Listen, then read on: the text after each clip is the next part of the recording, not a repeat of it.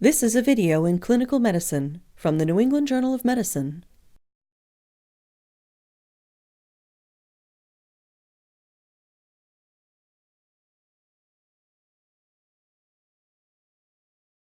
This video focuses on the methods used in most clinical practices to assess neuromuscular function after the administration of neuromuscular blocking agents. Because these agents can be lethal, clinicians should be familiar with the use of nerve stimulators and monitors to assess neuromuscular function. It is important to understand the principles of normal neuromuscular transmission when you are using neuromuscular blocking agents.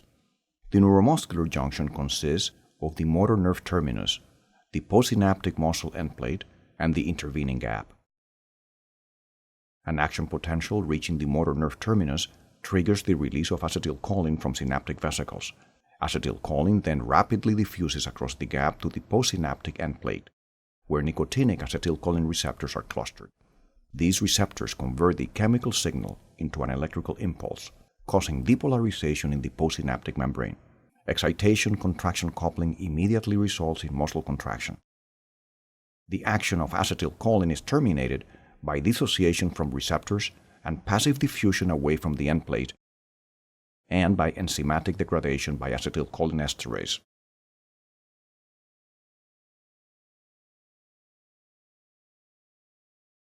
There are two types of neuromuscular blocking agents, depolarizing and non-depolarizing. These are classified according to their mechanism of action. Succinylcholine is the only depolarizing neuromuscular blocking agent that is currently in use. It mimics the action of acetylcholine at the nicotinic receptor, producing sustained depolarization of the muscle endplate, which causes fasciculations and subsequent flaccid paralysis. Spontaneous recovery typically occurs in 7 to 12 minutes. Non-depolarizing neuromuscular blocking agents, such as vecuronium, bind competitively to the nicotinic acetylcholine receptor, blocking the ability of acetylcholine to produce depolarization and leading to flaccid paralysis. Neuromuscular blocking agents make a variety of life-saving procedures possible. However, these agents can be lethal unless appropriate ventilation is provided, and the use of a peripheral nerve stimulator at a minimum, or a monitor whenever possible, to guide administration of blocking agents is recommended. Assessment of neuromuscular block during airway instrumentation can preclude complications such as failure to ventilate, airway trauma, regurgitation and aspiration, and optimizes intraoperative surgical conditions. Confirming the return of adequate neuromuscular function is also important prior to endotracheal extubation to ensure that the patient has adequate muscle strength and avoid hypoxemia. Thus, monitoring neuromuscular function before, during, and after the administration of neuromuscular blocking agents is vital to patient safety.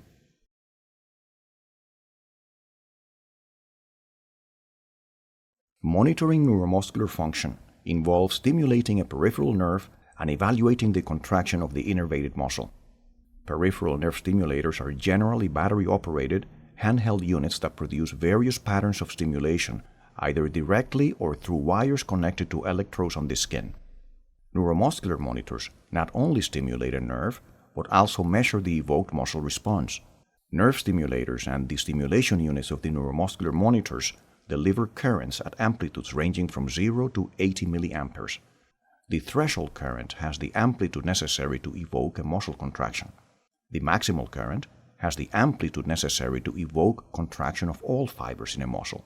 The supramaximal current has an amplitude 30% greater than the amplitude of the maximal current to ensure consistent contraction of all fibers despite changes in resistance over time. The silver chloride interface of the electrode reduces skin resistance and enhances delivery of the current to the nerve. To ensure that the nerve stimulator is functioning properly, check the battery and inspect the connections and integrity of the cables. To confirm electrical output, create a closed circuit and deliver a current while monitoring the amperage if the unit has a readout display. To ensure adequate electrode contact, it may be necessary to increase the current in obese or edematous patients.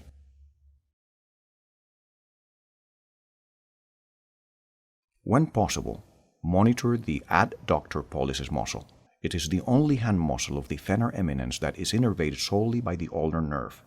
Monitoring this muscle helps to ensure that the muscle contraction is generated by a nerve impulse rather than by direct muscle stimulation. To monitor the adductor pollicis muscle, place stimulating electrodes on the anterior surface of the forearm along the ulnar nerve. Place the distal negative electrode 2 cm proximal to the wrist crease, and place the positive electrode along the ulnar nerve 3 to 4 cm proximal to the negative electrode. If it is not possible to monitor the adductor pollicis muscle, the flexor hallucis muscle can be used. In this case, place the electrodes posterior to the medial malleolus along the posterior tibial nerve to monitor plantar flexion of the big toe. Other muscles have been used for monitoring, but these muscles may not provide accurate responses. A common but problematic practice is to place the electrodes on the face to monitor the response of the orbicularis oculi or corrugator supercilii muscles of the eye. Improper placement of electrodes on the temple and lower jaw may lead to direct muscle stimulation and erroneous assessment of neuromuscular recovery, particularly if the responses are assessed visually. Erroneous assessment can increase the risk of postoperative residual paralysis.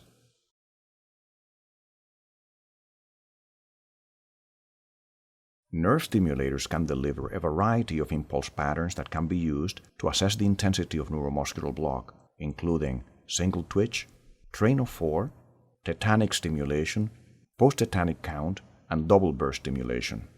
The single twitch is one supramaximal stimulus applied to a peripheral nerve while observing the evoked response.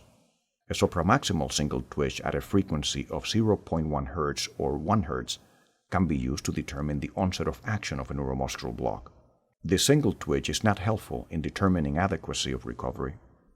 The train of 4 pattern consists of 4 sequential single twitch stimuli called T1, T2, T3, and T4, delivered at a frequency of 2 Hz.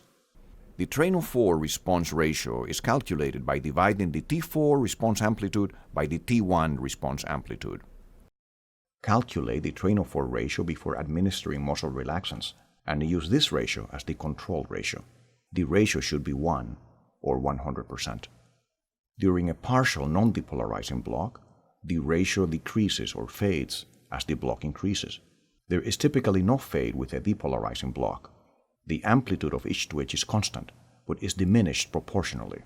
There is a predictable relationship between the percentage of postsynaptic receptor occupancy and the fade of the train of 4 ratio that is caused by a non-depolarizing neuromuscular block. Up to 70% of nicotinic acetylcholine receptors can be blocked without any apparent decrease in the train of 4 ratio. As the neuromuscular block progressively increases, the train of 4 ratio progressively fades. All 4 twitches become undetectable after more than 95% of the receptors are blocked.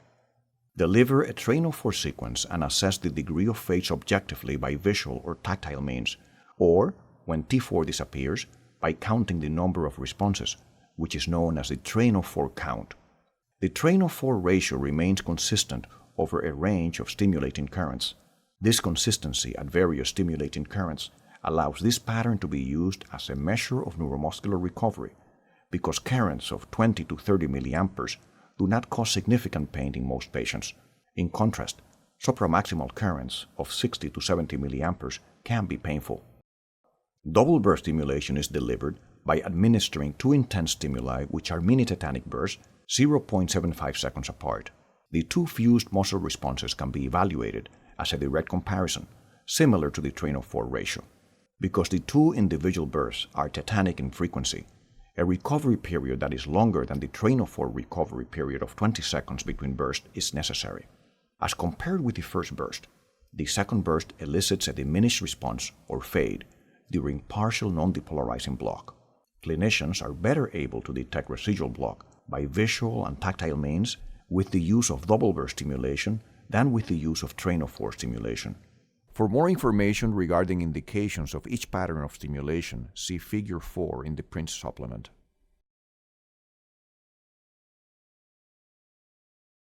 Subjective evaluation of neuromuscular function may consist of feeling or seeing the response after stimulation. However, subjective assessments are not accurate. For instance, when the train of 4 ratio recovers to a value of 0.4 or higher, detection of train of 4 fade is not reliable. Subjective detection of fade during double burst stimulation or 100 Hz tetanic stimulation may approach the threshold of adequate recovery, but such evaluations are painful and should not be performed in conscious patients. Therefore, decisions that are based on subjective or qualitative evaluations are frequently incorrect. Clinical tests such as grip strength, leg lift, and head lift are similarly inaccurate detectors of residual fade, yet they continue to be used. These clinical tests do not require sufficient muscle function to allow for the identification of residual neuromuscular weakness. Although these tests cannot rule out residual block, they can provide useful information in settings where more accurate monitors are unavailable. Objective evaluation involves recording, processing, and measuring muscle responses to nerve stimulation. In the clinical setting, the tool used most frequently for the objective evaluation of neuromuscular function is acceleromyography. To perform acceleromyography, affix the accelerometer onto a moving digit, ideally the thumb, to measure acceleration in response to ulnar nerve stimulation. It is not difficult to set up an acceleromyography device. The thumb must be allowed to move freely, and there can be no movement of the hand or the arm, since any such movement may change the direction of thumb adduction or the baseline measurement, necessitating recalibration.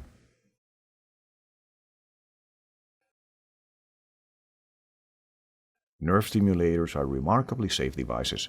However, complications can occur, including pain during neurostimulation, myalgias, nerve damage caused by pressure from the electrodes, and burns resulting from equipment malfunction. Nerve stimulators can also interfere with electrocardiographic monitoring and may cause an implanted pacemaker to malfunction.